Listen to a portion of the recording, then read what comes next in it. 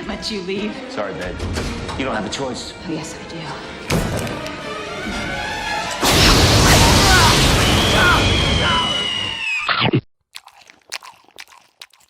Welcome to Hamburgers and Horror, the home of meat, monsters, and mad scientists. I'm Noah Hook, and today we're looking at Hollow Man.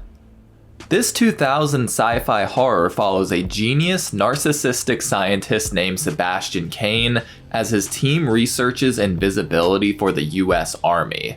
As all good scientists do, he eventually injects himself with an invisibility serum only for the cure to fail in bringing him back. His creepy-ass voyeuristic nature takes control as his isolation leads him down a path of violence. Hollow Man was directed by Paul Verhoeven, who has brought us a variety of classics including The Fourth Man, RoboCop, Total Recall, Showgirls, and Starship Troopers. After receiving mixed reviews on Starship Troopers, Verhoeven wanted to pull the dials back a bit and make a more conventional horror movie, but he's Paul Verhoeven, so he can only get so conventional. The screenplay was written by Andrew Marlowe, who also wrote End of Days and Air Force One.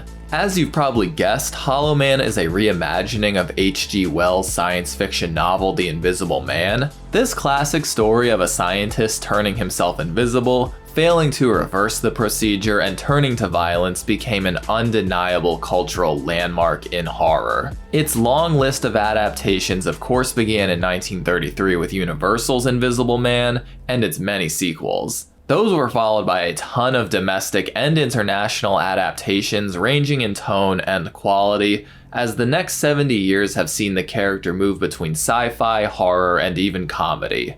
The most recent and most highly regarded addition to this family is Leigh Whannell's 2020 remake, which I'll be discussing a bit more in relation to Hollow Man after the breakdown.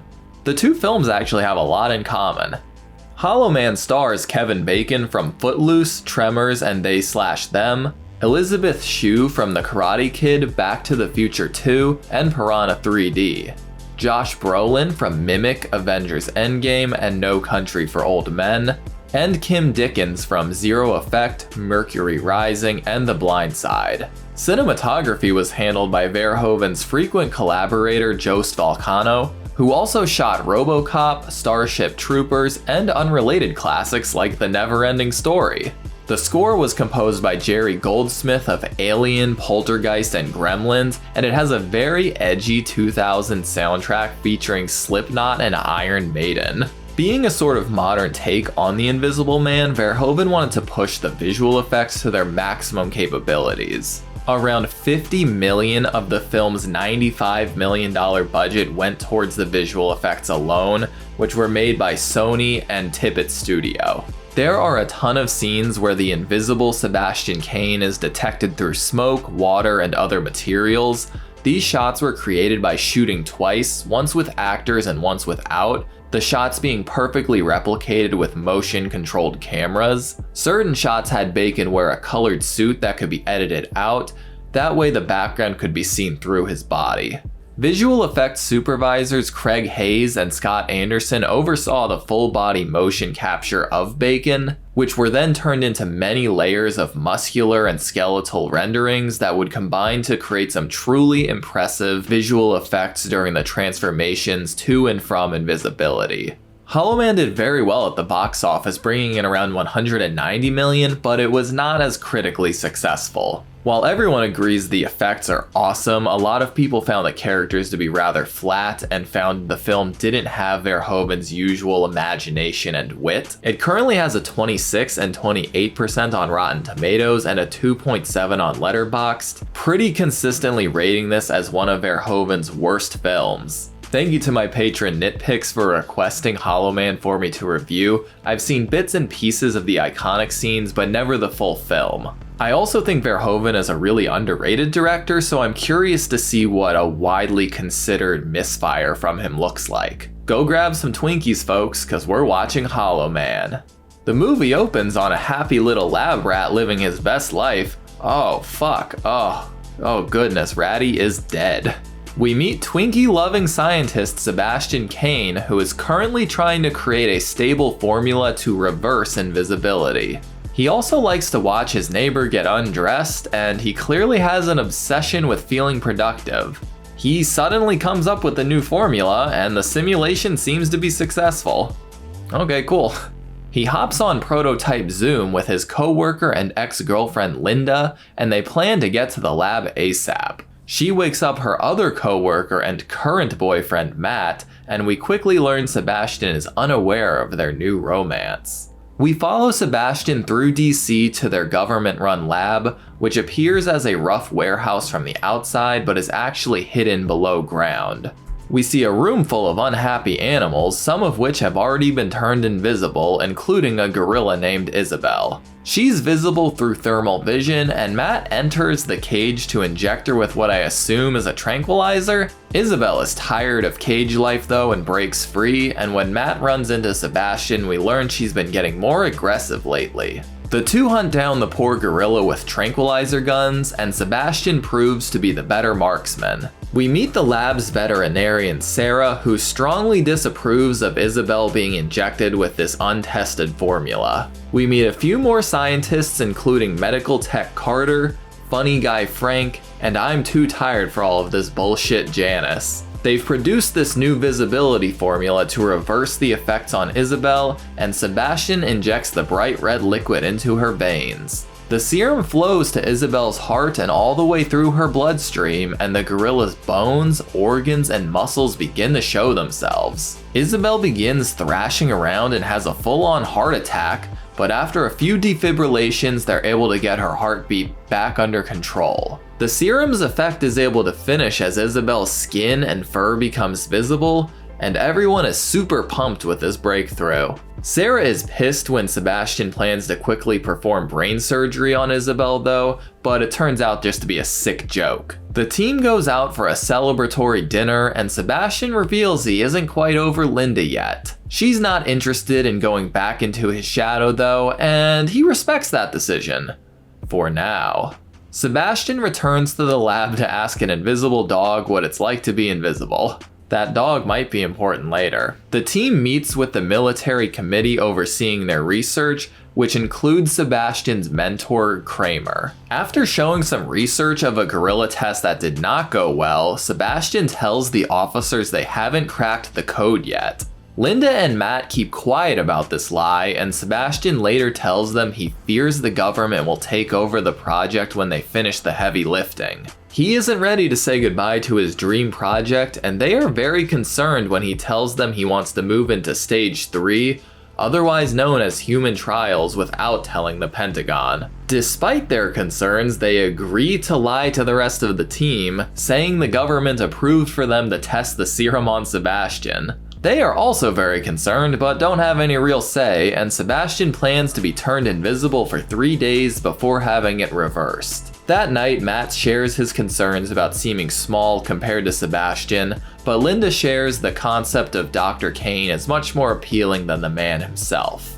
On that note, Sebastian tells a bizarre joke about Superman attempting to rape Wonder Woman at super speed so she doesn't notice, but inadvertently rapes the invisible man who is having sex with her. This is our first real hint at where this movie's gonna go. Kevin shows off his bacon before getting strapped down, although he opts to inject himself with the invisibility serum. He goes from tingly to immense pain, and he nearly goes into a seizure as his skin begins to disappear. He eventually goes into shock and transforms from muscular to skeletal to invisible. Touching him reveals some kind of electric current, and after a few hours, Sebastian wakes up. He demands the lights are dimmed because his eyelids no longer function, and marvels at his new reflection. Sebastian uses his newfound ability to mess with his coworkers, but they can spot him with the thermal goggles. Sarah opts to take the first late night shift to monitor Sebastian, and she immediately dozes off as he leaves his quarters. The creep takes this opportunity to unbutton her shirt and fondle her breast, and she watches as he casually strolls back to bed. The next day, Matt requests that the others be informed whenever he ventures from his room, and Sebastian is quite pleased with how uncomfortable Sarah is now. Janice also gets spooked in the restroom, but if Sebastian was in there, he slipped out before she could see him. The team discusses how little they trust Sebastian not to be a creep, not thinking to confirm he isn't in the room. He continues to sexually coerce Linda, and her response also changes from amused to creeped the fuck out. Thankfully, it's time to make Sebastian visible again, but he can immediately tell something is wrong after the injection. His lungs stop working and he thrashes his way out of his straps, shifting in the amount he is visible as well. He passes out and the team intubates him, but while his breathing stabilizes, he reverts back to being invisible. Sebastian tells Linda they will need to keep lying to the government and their co-workers until they tweak the formula for human use. The team constructs a new face for Sebastian out of latex, giving him a hollow look to match his personality. Linda and Matt struggle to find a stable formula, and 10 days of testing leaves Sebastian feeling like shit and very angry. Carter is on duty when Sebastian announces he is heading out for a night on the town, and he quickly alerts Linda. Sebastian successfully gets by security guard Ed and immediately fucks with some kids. Linda and Matt decide to forego romance until they're sure they aren't being watched, and she heads to his apartment to search for Sebastian. The good news is that is where he went. The bad news is he's talking himself into visiting his naked neighbor. She gets a ring at the door as she hops out of the shower and unfortunately leaves the door wide open as she looks for the ding-dong ditcher. It isn't enough for Sebastian just to watch, and he starts messing with her mirror before attacking and raping her. This happens off screen in the version I watched, but I believe there are versions where there's some of that on screen, so just be aware of that before going in. Linda arrives at Sebastian's apartment and finds that he has shed his latex face, but he's back in time to watch as she leaves. The team is preparing to hunt Sebastian down when he nonchalantly returns, denying that leaving and removing his face is a big deal. Linda tells him if he pulls this again, she'll go straight to the committee, but he doesn't believe she'll do it. Sarah has caught on that the committee is in the dark about all of this, but she agrees to see it through for now. Sebastian has been invisible longer than any of the animals they've tested, and they're worried about how it's affecting his mind. Carter confesses to Sebastian that if he were invisible, he'd start causing lots of trouble, and as Sebastian catches a fly, he confesses that he enjoyed scaring a woman. Speaking of, we get some Nightmare on Elm Street shit as Linda dreams about Sebastian attacking her. Matt has made a lot of headway on reconstructing the formula, but they aren't quite at 100% stability. Sebastian ridicules this progress and tells Linda that Matt is only trying to ride his coattails to greatness. He also views his invisibility as a gift and wants to be set free to explore it, and he's tired of being treated like a prisoner while she gets her rocks off with some guy. That night, he gets a devious idea, switching the live feed of his bed to a video recording on loop. Now he's free to do as he pleases, which of course is spy on Linda. This is where he learns about Linda and Matt, and he smashes her window in a fit of rage. Linda immediately calls Frank, but he assures her that Sebastian is in bed. Kane's maniacal plotting against Linda is interrupted by the invisible dog, who he promptly yeets against the wall. No! Linda arrives and discovers Sebastian's trick, and she and Matt prepare to come clean to the committee. Sebastian follows them to Dr. Kramer's house as they share what happened, but as he tries to alert the army, his phone line goes down. He follows a noise outside to his pool only to be ambushed by Sebastian. He wrestles with his star pupil in the water, managing to call out for help. But to his wife, it just looks like he's drowning, which is exactly how Sebastian kills the doctor. The next day, Kane and the team are playing cool with each other. That is until Linda gets word of Kramer's death. That's when the phone lines get cut and everyone's elevator access suddenly stops working. Frank is able to hack into the security system and see that everyone's access codes have been removed, well, everyone except Sebastian's. The team stocks up on thermal goggles and goes looking for Kane, but Janice falls behind and gets fucking strangled with a tube off screen. We've entered full slasher territory now. They tell Sebastian to give himself up via radio, but through the intercom he tells them he won't give up his newfound freedom and power. He admits to killing Kramer, so the only people who know about him are trapped within these walls. They finally realize Janice is missing, and thanks to the thermal goggles, they find her body within a locker. After some internal squabbling, the team decides to hunt Sebastian down, and using some specialized motion detectors, they pinpoint his location. Matt and Carter head towards him while Linda gives them directions, and Frank shares that there is an emergency exit ladder they may be able to escape from. The boys run into each other, but not Sebastian, which is because he was hiding on top of the pipes. Matt shoots a pipe to release a bunch of steam, causing Carter to get dropped onto some sharp-ass metal. Ouch. Somehow these darts are strong enough to make a pipe collapse, and Sebastian knocks Matt over, and the Mad Doctor traps him inside a corridor with him. The team realizes Sebastian has pumped up the heat in the whole building, making the goggles practically useless. Linda heads their way as Matt grabs a fire extinguisher and smokes Kane out, and the two throw insults at each other's life choices. Sebastian starts kicking his ass, but Linda swoops in to save him.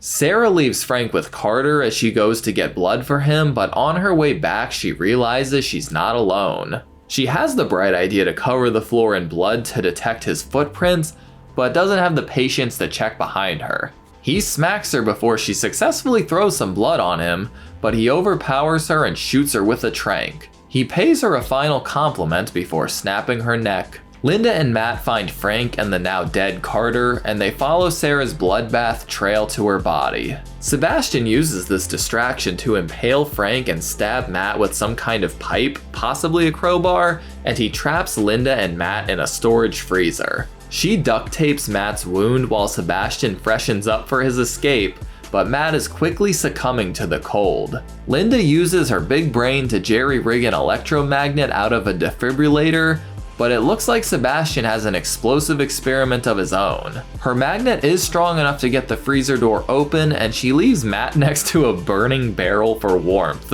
Sebastian sets up a big-ass bomb to detonate in 5 minutes, but as he gets into the elevator, he's confronted by Linda. He isn't concerned until she reveals her jerry-rigged flamethrower, and she lights the bastard up until he looks like Michael Myers in Halloween 2. She keeps firing as Sebastian flees, but his burning clothes and melting plastic eventually fall away.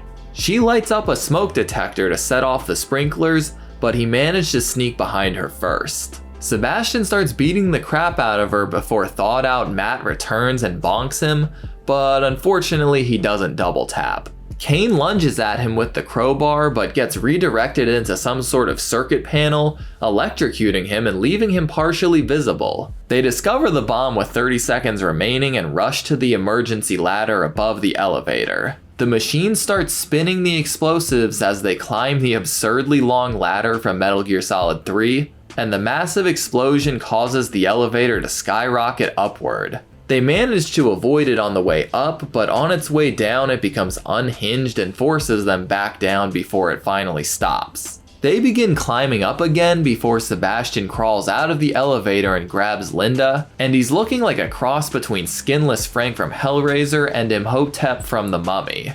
He manages to send them both plummeting back down to the elevator, but instead of killing her, Sebastian requests a kiss goodbye. She uses this moment of masculine idiocy to grab a hold of some cords, and once the smooch is over, she releases a latch to send the elevator and Kane down into the inferno below. Matt helps Linda climb up to the ladder as they say bye to Sebastian, and the movie ends with them being loaded into an ambulance as the lab burns down. And that's Hollow Man. This was admittedly a lot better than I expected it to be. Don't get me wrong, I do have some issues with the film, but this is definitely a good example of Rotten Tomato numbers being a bit exaggerated. First and foremost, I am super impressed with the digital effects in this film. Like many horror fans, I am a healthy skeptic of CGI, as I think it usually does more harm than good in convincing a viewer they are seeing something they can't see in real life. CGI often just looks like CGI, and it can be impossible to convince viewers that the monster or whatever digital effect is actually in the same room as the viewers, and it can just be super distracting. A ton of films from this particular time period suffer from really poorly aged effects, but I would say I was mostly convinced with Hollow Man. The attention to detail that went into capturing the space behind Sebastian's body, the latex showing through his eyes and mouth, and the ways different materials interacted with his surface all really pay off. Before this, I would have told you I was pretty impressed with the digital effects in 2020's Invisible Man, but quite frankly, the incredible creativity going on in every single shot of this film blows that movie out of the water. It's also really interesting to me that these films share a lot of similar themes. Sebastian Cain is a nasty son of a gun, and his proclivity for voyeurism works very well with his invisibility. The frequent use of POV shots directly implicate the viewer in his violence, and we're forced to participate in his misogynistic, power-hungry god complex. Both Hollow Man and The Invisible Man have a woman take the leading role against this invasive entity, although it could definitely be argued that Bacon is the star of the show here. Until the last 30 minutes, Sebastian is the character we spend the most time with, which I'd say takes away from a lot of the potential suspense that an invisible character provides. There are a few really effective scenes where Sebastian is just lurking and listening, and I think there could have been a bit more tension like that within there. The most consistent critique I could see for the film had to do with its characters, and I can see why. Aside from Sebastian, Linda, and maybe Matt, everyone here is just a bland nothing character with one or two discernible traits to make them stand out from the crowd.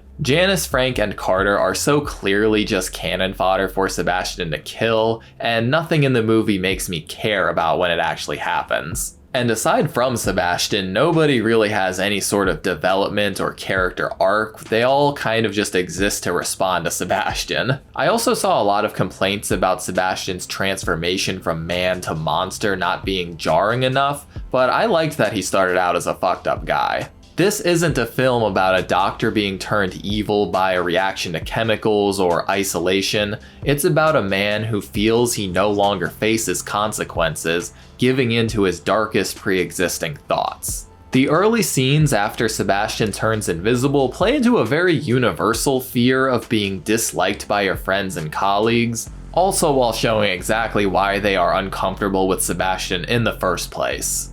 Sometimes when a lot of people don't like you, you might be the problem. That uncomfortability from the whole team makes it very hard to root for Sebastian from the very start, as it's very telegraphed that we're not really supposed to like him. So similarly to how there could have been more tension, I feel there could have been a bit more moral ambiguity to him before he went full psycho. The latex mask is a great update on the classic bandaged look, and Sebastian's bouncing between masked and invisible was a smart way to mix the invisible dread of the unknown with an almost slasher-like look. I do wonder if the serum gave him additional strength and durability. He was doing some very impressive stuff near the end. Also, did the antidote just not work at all? Isabel was only made fully visible again after being defibrillated, and Cain had similar effects after being shocked. Plus, there was that early scene showing he had some kind of electric current, so I'm wondering if that had a larger role. Kevin Bacon does a great job on screen and through voice work, and I really can't overstate how well the effects team captured his profile digitally. Catherine Hsu gives a strong performance as well, and while the other actors and actresses didn't have a ton to work with, they all gave good performances.